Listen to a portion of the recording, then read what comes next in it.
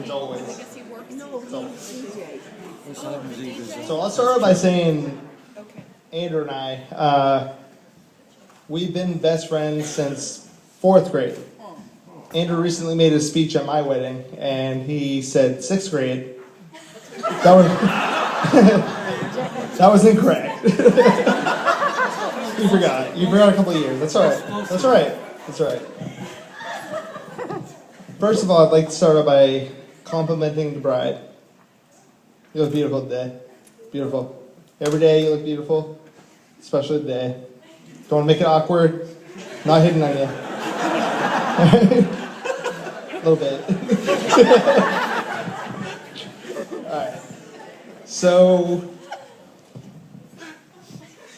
these last couple weeks I've been thinking about what kind of speech I should make for Andrew's wedding. I don't know if, I'm sure a lot of people know because we have a lot of mutual friends. Andrew made the speech of his life at my wedding. He blew it out of the water. he made it. Yeah, he does. He made it. He made it so no one wanted to go after him. But that's great. So I've been been thinking for a while about what I want to say about it, and I ended up thinking about a speech, and then I said to myself, I go, every story I have about Andrew right now that I want to tell has to do with police officers, and this kid's never been arrested. But every single story has to do with police officers, so all right, I'll just get it going. He's not a criminal. He should have been, but he's not. All right, so I'll start by saying, anyone that's ever known Andrew for any period of time, any period of time, if you know Andrew, you know he's very book smart, he's articulate, he can speak very well, but this kid has he has a lack of common sense. He does. He's very smart. He's very smart. It doesn't make him dumb at all, but he lacks in common sense every now and then. Got a couple examples. So, for those of you that don't know, Andrew and I actually drove to California and back one time. We took a month to do it. We hit all the major cities that we could think of. It was a time where we could do that. Couldn't do that today, obviously, but we took advantage of it when we could. And we were driving through the great state of Wyoming one time. Okay? So we're driving down this highway that appears to be deserted. No one has ever seen this highway before, ever. They built a highway through it, and that's it. That's it. That's all they ever did with it. Andrew is speeding. He's going at least 80, right? At least 80. We hadn't seen a car in miles, and Andrew's driving through Wyoming, and all of a sudden you see the blue lights. Andrew gets pulled over. He gets a speeding ticket. He can't smooth talk his way out of it like he usually does, but he can't do it. And they give him a speeding ticket. So, okay, I know what you're saying. You're not lacking common sense there. Everyone's done that, right? Here's where the common sense lacking comes in. Not 5 minutes later. I'm not exaggerating. Not 5 minutes later. We're driving on the same highway. Andrew decides it's a good idea to go 80 again. Gets pulled over by a different state trooper from Wyoming. Gets another speeding ticket. Within 5 minutes. Not kidding. Within 5 minutes. So he gets 2 speeding tickets in Wyoming. Pays him. Fine. Whatever. So Andrew and I had a long talk within those next couple days about police officers and how you should handle police officers, because at that time I had a personal record of being pulled over 7 times. Never got a speeding ticket, never got anything. Should have gotten several things. So we're in Pennsylvania on our way home. And you got to realize when we're in Pennsylvania compared to going to California, we're almost home. We're real close. We're real close to being home. Andrew gets pulled over again in Pennsylvania, but this again is not his fault. This cop is hiding in the woods like militia. He's hiding in the woods. It's not even a street. He's on the grass in the woods. And so he gets pulled over again. And he was going 9 over. And here's the thing. We may have been drinking when we were underage. We did that a few times, right? A couple times. For our trip to California, we brought some alcohol with us. Andrew was only 20 years. No, you're 19. Andrew's maybe 18. He was young. Not 21. Right? So anyways, we had stopped in a fireworks shop before we got pulled over. And we got some fireworks. We got a ton of fireworks. Because at the time, it was not legal in Maine to have fireworks. So we get pulled over. Andrew is talking to this cop. Andrew is completely fooled by this cop. This cop convinces him he needs to look through our car. For no reason. Yes, we are under 21. None of us had drank anything. It was just middle of the day. And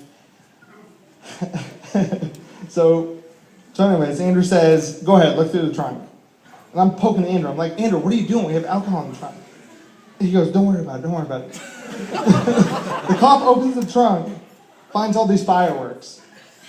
Andrew, in the meantime, had been really sketchy, walking around like this, like, oh my God, like what's going on? He's really sketchy. His hands are sweaty.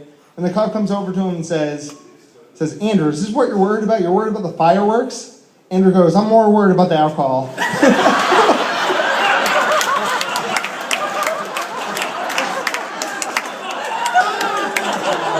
It's true. It's a true story. Can't make this stuff up. It's a true story. So, somehow this police officer must have had a good day. He let us go. Didn't even take our alcohol. Let us go. He told us he's just looking for dope, so we weren't worried. So, and that's it. I mean, so that's that story. That's that story. There's one more. This is the most recent. So, one night we're driving downtown. We're with a few of our friends, and you know where. Yeah. So we're with a few of our friends, and we have a full car. We don't know the guy driving. This is the first night we ever met him, but he is very prone to tell us how awesome his Mercury is. Don't know anything about this car, and he's telling us all the stats about the car. It's a foreign language, man. I don't know what he's saying. You know, he's telling us about cylinders and shit. I don't know anything about that. You know. So anyways, so we're driving along, and this guy's squealing his tires, going around corners. He gets pulled over by a bicycle cop. Bicycle. The guy's knocking on his window. That's how he got pulled over. The guy knocking on his window, right? And so this guy rolls him in the window. Here's the order. The guy is sitting in the front seat. Another of our friend is sitting in the passenger seat. And then Andrew's directly in the middle. I'm on one side. Another good friend's on the other side. Tyson Barron. He's not here. Cancun. But Andrew's in the middle seat is the point of the story. Middle seat. The cop comes up. He goes, everyone got their seatbelts buckled? Everyone's like, yeah, absolutely. We had no idea about Andrew. He's snaking the grass over here. Andrew goes, Andrew hadn't put his seatbelt on. He hadn't fastened it. Oh my God. So the cop shines the flashlight. He sees Andrew's not wearing his seatbelt, right? So he says to Andrew, he goes, why aren't you wearing your seatbelt? Andrew, completely serious, thought this was a law or something. He goes, I'm in the middle seat. Thought it was a law. He thought since you're in the middle seat, you don't have to wear a seatbelt. He said it's a cop. They're completely serious. Again, somehow he got away with not having a ticket. Oh, dude. But listen to all these stories, and really, if any of you know Andrew, that's exactly how Andrew is. He's very smart, articulate, but common sense has never really ran in the family, and that's okay. That's okay. No offense, guys. But Andrew finally caught up. Andrew finally decided what common sense was. Common sense is finding someone that you can spend the rest of your life with. Andrew did it. And that's Hannah. And